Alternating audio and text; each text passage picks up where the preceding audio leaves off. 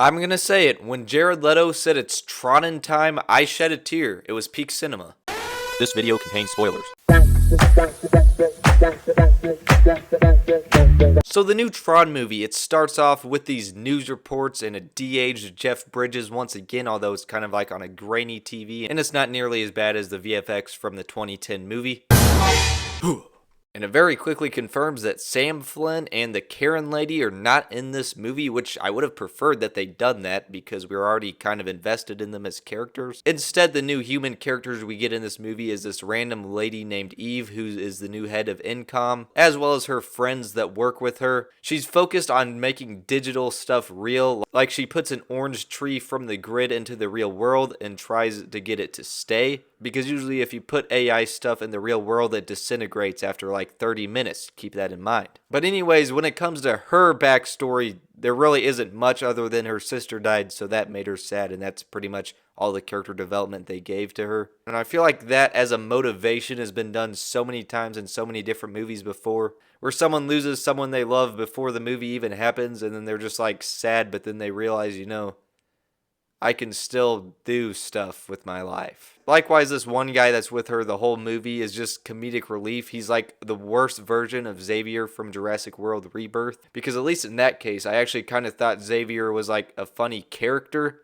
But this guy is more so just kind of annoying. And there's these other two characters that are part of the friend group that have like no personality or character development. Anyways, though, in terms of characters that have connections to previous movies, we have Julian Dillinger, the grandson of Edward Dillinger, and I'm guessing the son of Edward Dillinger Jr., or maybe that's just like his uncle or something. Ed Jr. was literally played by Cillian Murphy, a phenomenal actor, in Tron Legacy, and he was barely even in that movie, and then they don't address anything with him in this movie. I'm very disappointed. However, the original Ed Dillinger was the first villain in the franchise, played by David Warner, a phenomenal actor by the way, who did sadly pass away a couple years ago. And here they have his portrait in the movie, and it's literally the first picture on David Warner's Wikipedia page, but they obviously put a filter to make it look like a painting and changed the shirt he was wearing and added a tie. Anyways, though, Julian Dillinger is working for Dillinger Systems, the rival of Incom, and he's having these AI characters from the grid actually come to the real world. However, similar to everything else that's digital, they disintegrate after half an hour, and then they have to get rebooted, but otherwise, it is pretty cool having just the perfect soldier, basically. And one of the AI people is actually played by Cameron Monaghan, also a very great actor from the Star Wars Jedi Fallen Order and survival game.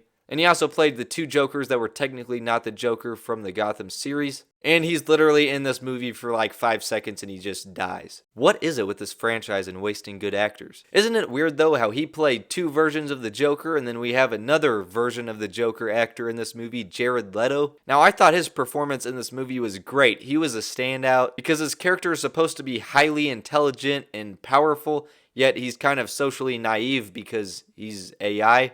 But he does have this arc where he shows compassion towards the human characters and he goes against his programming and wants to do what's actually right. And so somehow he has an AI consciousness that they must have accidentally installed with him. Because originally in the first act, Julian Dillinger wants Ares and this AI lady to hunt down Eve, who has the permanence code, which answers the question to how you can make stuff from the AI world to go into the real world without disintegrating after half an hour. But she obviously wants to protect it and save it for her company because these companies are rivals. But these two powerful AI characters are chasing her down, and realistically, they would have caught up to her very quickly with little to no effort. It's actually insane how much dumb plot armor Eve and her friends have in this movie. But to be fair, after the first chase scene is where Ares and Eve kind of start to work together. It takes them a while to fully trust each other. And so then the human characters and Ares are just on the run from this AI lady, who never really goes against her orders. I guess they did not install an AI consciousness in her. And so you get a few more Tom and Jerry chase scenes where the AI lady is trying to get the code from the good guys. And I already forgot the reasoning behind this, but at one point in the movie, Ares actually gets sucked into the original grid from the 80s, where he meets Kevin Flynn, who helps him escape the grid. And he goes back to the real world with a new colored suit and saves the day. Yes!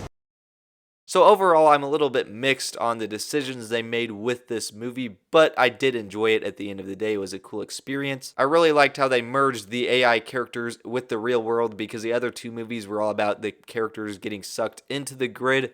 And now it's about the grid characters going into the real world, and there's not much of the actual grid in the movie. And so that's just really nice that it's doing something new. Now at the same time though, the movie only focuses on a few locations. The movie only takes place over the course of, well, not very long. And if you're bringing AI people into the real world, I feel like there is definitely an opportunity for a much larger in scale story about how the government would react to this, how this would actually change the future, and how it would change militaries, and what would the media's reaction to that be. There's just a lot of stuff you could explore very deeply, but they're not going to do it. Maybe they will in the future movie, because it actually did seem like they were setting up a sequel, I guess not too far away in the future. Because we have a post-credit scene where Julian Dillinger goes into the grid. He gets basically the same suit his grandfather had, or at least the AI version of him in the 80s grid.